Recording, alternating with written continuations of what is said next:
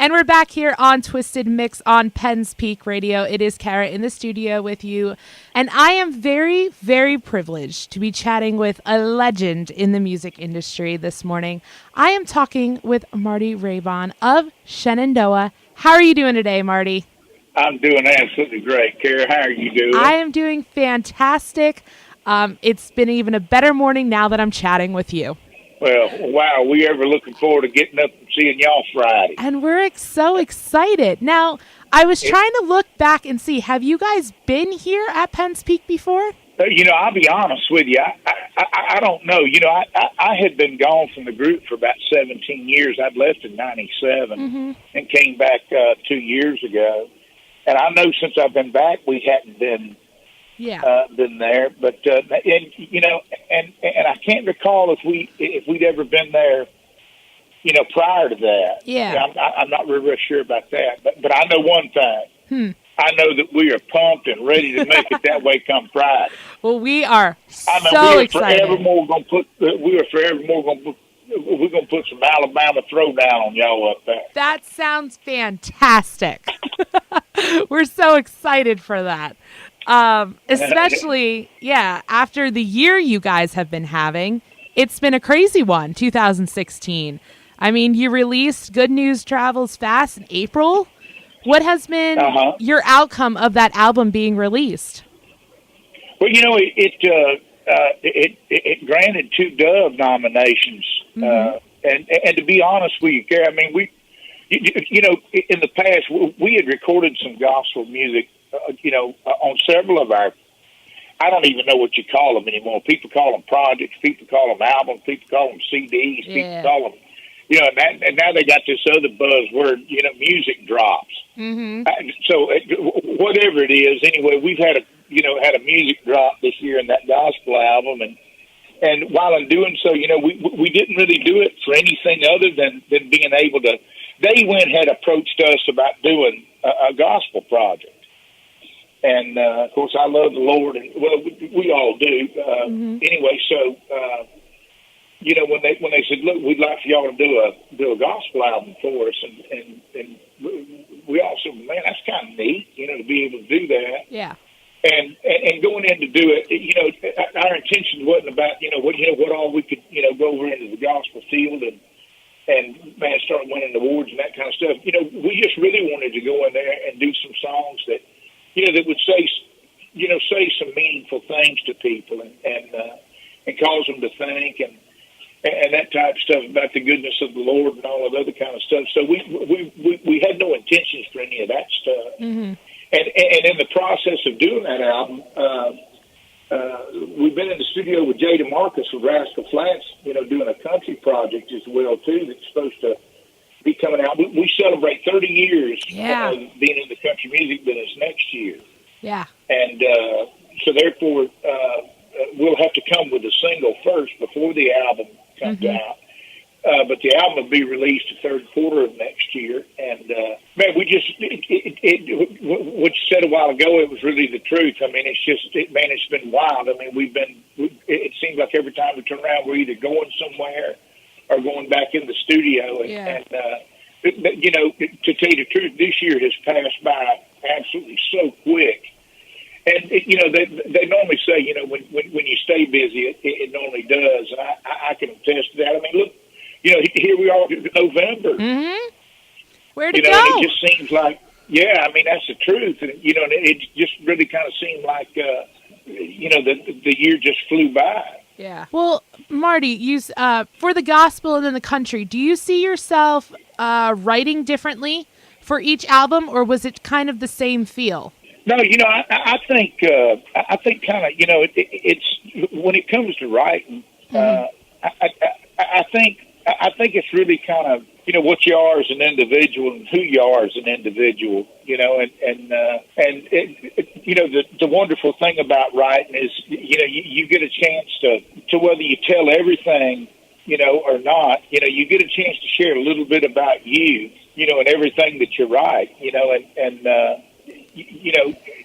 as far as the things you go through in life, you realize that, that you're not the only one that goes through it. Yeah. Now, you may not know that while you're writing it, but then all of a sudden, when you put it out, somebody goes, man, I went through some times like that, or either, man, I was real happy about things like that when that happened in my life as well too. Mm-hmm. And so therefore you find, which I really actually think is a good thing, because I think it kind of allows you to know that the folks that you play for, and the folks that you bring music to, you're kind of pretty much you're in touch of where they are as well too. Okay. Yeah. And I think if it says something to you, it can say something to a lot of different people. I know y'all spend a lot of music.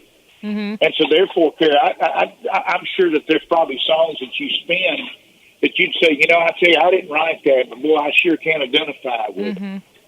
Yeah. And I think trying to be a good writer is to understand, really what life is. Look, everybody would love to say that life is rosy and gay every day, but it isn't. No. And I think the reality of what real life is about is the wonderful way that you can capture it in a song, and to be able to have it be relatable to a multitude of people.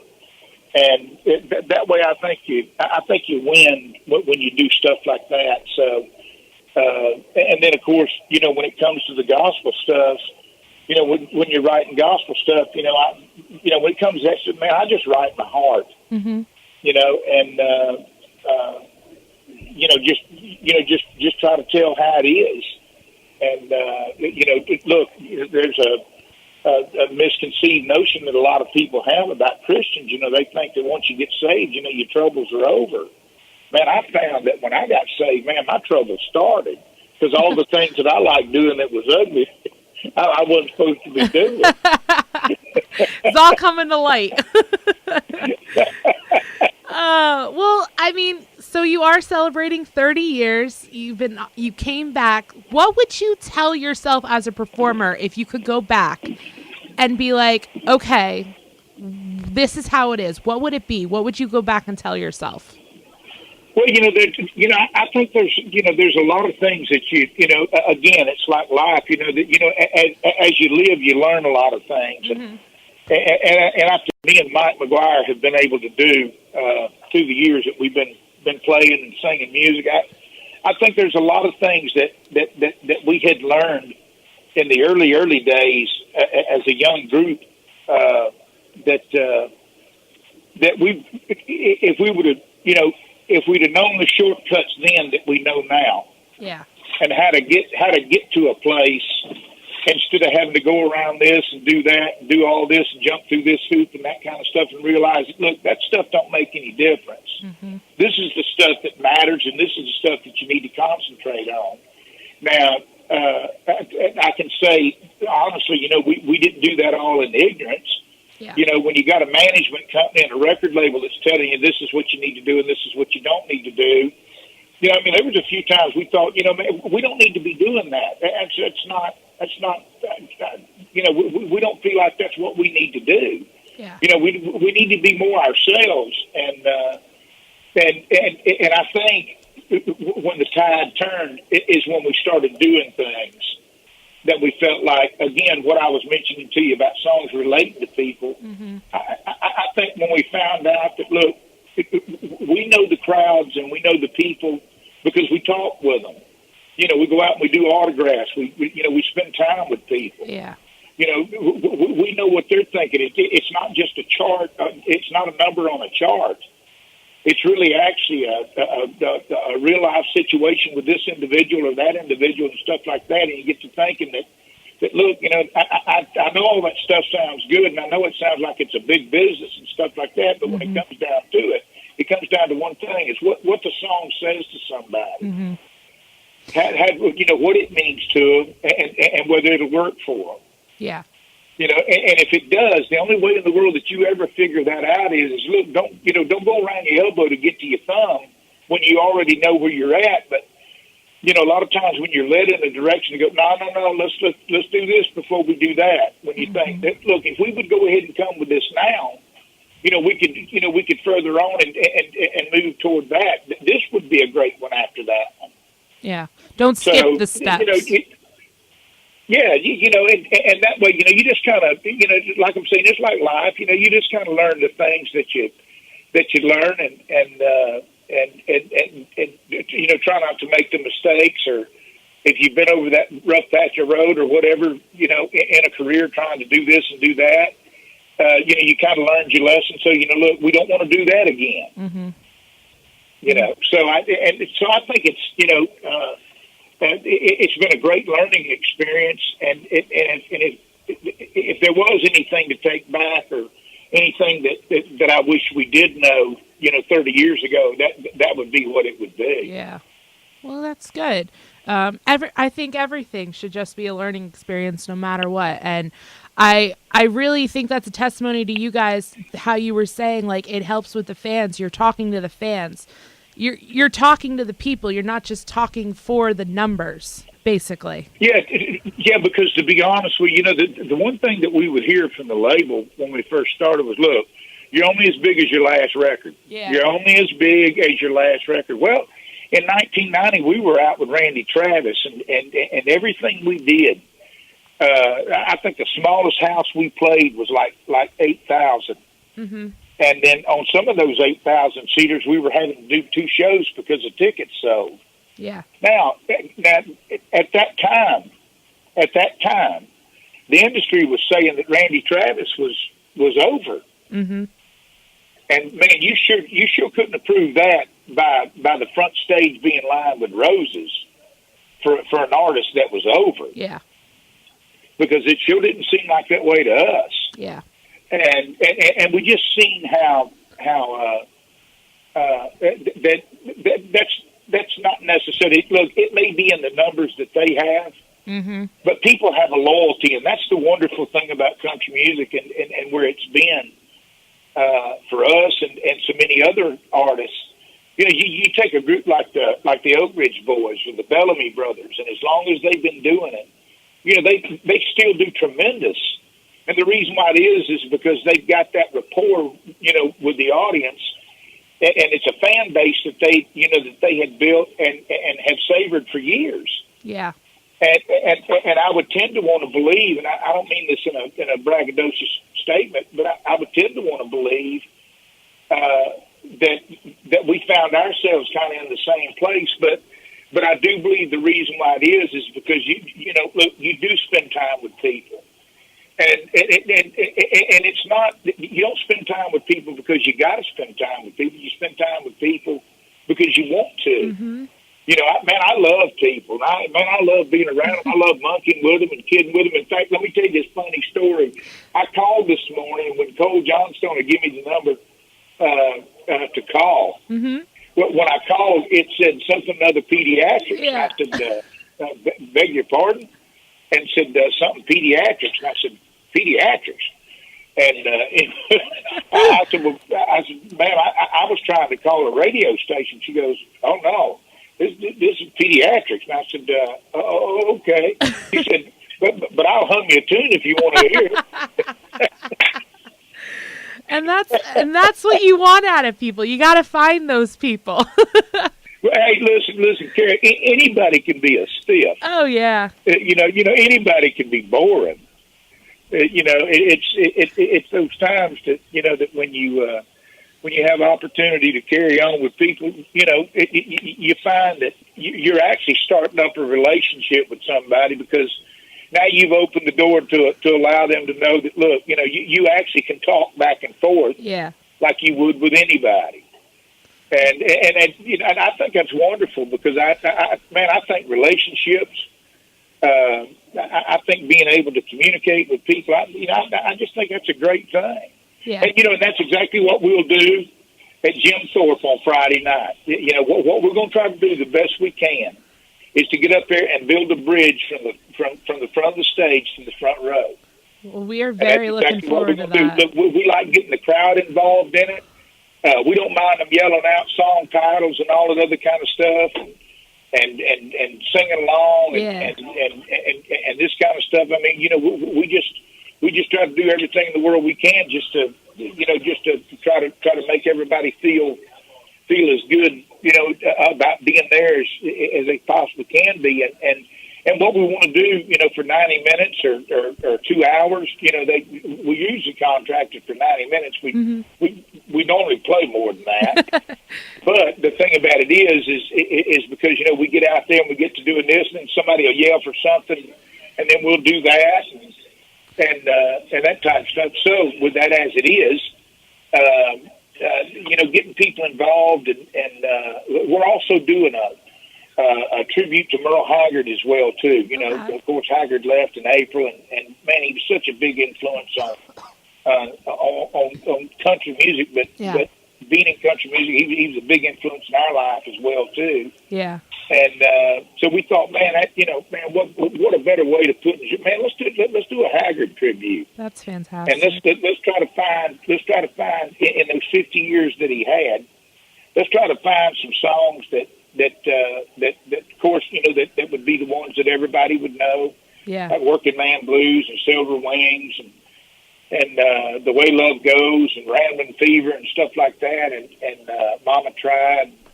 Anyway, so with that as it is, it allows us to be able to entertain people with giving them a little bit more than just what we've done. Now we're all excited and we're tickled to death when people yell out songs like Sunday in the South and In the Vicinity of the Heart and Moon Over Georgia and Ghost in This House, Next to You, Next to Me, and all of other kind of stuff. Because that was the hits that you had, and it's great that people do that. But it's our job for 90 minutes to do the best we can, or at least our approach to it. Yeah. Is to do the best we can to try to take somebody's mind off of everything that's going on in their life for 90 minutes and take them completely away from it. And so that they can understand themselves in the place that they're at right then. Yeah. And I personally think that's like the best part of a concert. People need to just not focus on anything that's outside of those four walls or wherever you're at right there. Just live in that music there for a second. Yeah, and and I tell you, look, music is so powerful. Mm-hmm. I mean, it can either take you up or it can take you down. What we've been doing of late, because I've mentioned to you about this new material that we got coming that Jay DeMarcus had produced for us. We'll do a couple of the new songs that we did. Okay. On the new project. So, and what we'll do is we won't confuse anybody or anything like that. The only thing they'll have to do is remember whether they like number one or they like the number two song. Mm-hmm. And because again, talk about those shortcuts. Instead of a label saying, no, look, this is what you got to come with first. Yeah. This way, look, we bring it to the audience. Get a reaction. We bring what we know we played to the audience and what the audience they like. Mm-hmm. Now, if you're going to try to get a record played and the audience likes it, why in the world would you want to come with something that they didn't like? Mm-hmm. So go with one, that you feel like, would be one that they not only accepted it, but they liked it. People like new music when they've heard it enough. Mm-hmm. But the very, very first time they hear it, man, if it's, when in the autograph table, they go, hey, look, man, y'all have got to do the number two song. The number two song is killer. That's awesome. And when you keep hearing that, then you got to say, okay, all right, that number two's been working. Yeah. Okay, what about this song? What about number one on this one? Yeah. And then people keep saying, look, man, I'm telling you, that number two song that y'all did, that's a good. Then you could say in a way it's kind of like a no-brainer. Mm-hmm. But it's just making sure. Look, we're getting another run at this. So with all those shortcuts that we've learned through life and being in the music business and dealing with people and finding out the reality of what the reality is, is to be able to try to find out, look, if we're going to come out of the box firing all the guns we've got, then, let's don't fire a dud. Mm-hmm. Let's make sure we've got the one that's going to work and make sure that's the one that we would stand the fairest and give ourselves the fairest chance of being able to hit right out of the box. Yeah. Yeah. And I mean, that's the way to do it. You gotta, I believe that it's no more about record labels. It's about the fans and the people and how you want to perceive yourself and move forward. Again, I'm talking with Marty. He will be here with Shenandoah this Friday night with Pure Prairie League. I mean, you hinted. I mean, this show sounds like it's going to be fantastic. They don't really know what they're coming for. It could be insane. Do you have just a regular set list though that you look at? Yeah, I mean we've got a set list. Yeah. That's out there, in front of us. Mm-hmm. But I mean, halfway through the third or fourth song, they say, "Hey, look, let's do this next." Yeah. And that's the fun. But at least you've got an outline or a skeleton and that type of stuff, and therefore you can.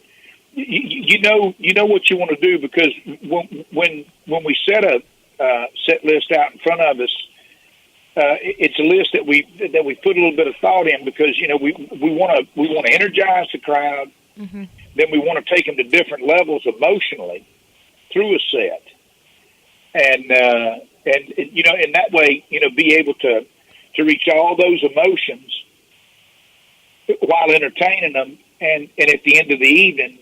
Man, their emotions just went from a peak to the highest they could get, uh-huh. to the point of where, man, goodness sakes alive, I never thought about that. Yeah. Well. And therefore you move people, and again, that's what music does, mm-hmm. and just the excitement of the going back and forth with the crowd, and joking with them, and cutting up and having fun with them. That way you allow somebody to go, man, I feel like, man, those guys could be my neighbors. Yeah, that's fun. You're never going to get the same thing from each show. It's going to be an experience all the way around. Uh-huh. And we're excited. And to be honest with you, I like better being able to do stuff and not be on automatic pilot. Yeah. Instead of going, okay, this one's next. Yeah. Because after a while, I think that starts showing. Mm-hmm. Then you start seeing boredom in the band. Mm-hmm. And I think when everybody's, okay, what's next? Although you got it on the list, hey, look, it may change. Yeah.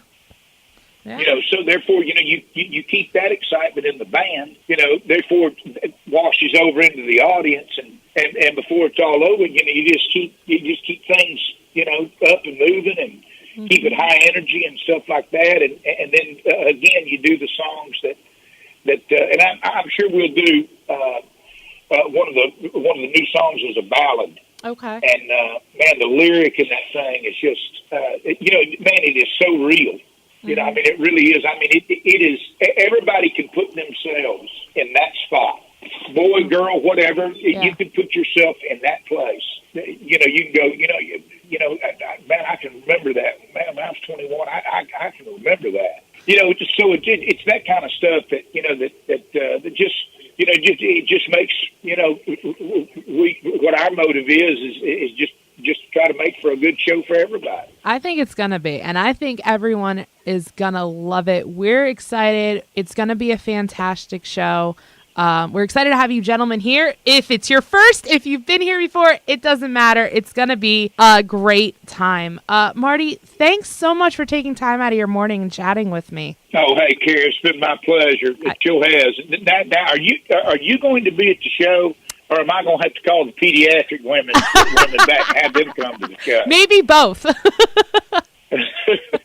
It'll be everyone's going to be there. Oh, well, good. Well, yeah, man, listen, if I could say this, the one thing I would do is I would encourage everybody to come out and spend a Friday night at this show, and I guarantee you, before you leave there, that you're going to have a good time. That's a promise. You're going to have you're going to have a big time, and if you want to hear Moon Over Georgia, you'll hear it. If you want to hear Ghost in This House, you'll hear it.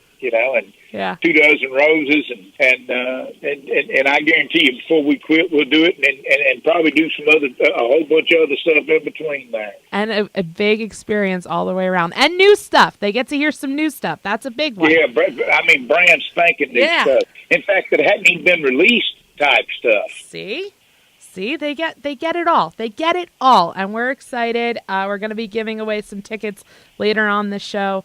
Marty, thank you so much again. I could talk to you all day, but sadly, I have a show to get back to. Well, you know what? Business is business. I understand That's what it is. But you know what? Well, Kara, business will be good Friday. Yeah, and we are so looking forward to it. Listen, God bless you. I appreciate you taking time with us and let us hawk our wares this morning. Oh, the same here. Thank you so much. Call back, come by, whatever you want, anytime you want. Hey, you bet. And I appreciate the invitation. Of course. You have a great rest of your day. We'll see you Friday. And look forward to it. Thank you, Kara. Bye-bye. Okay, bye-bye.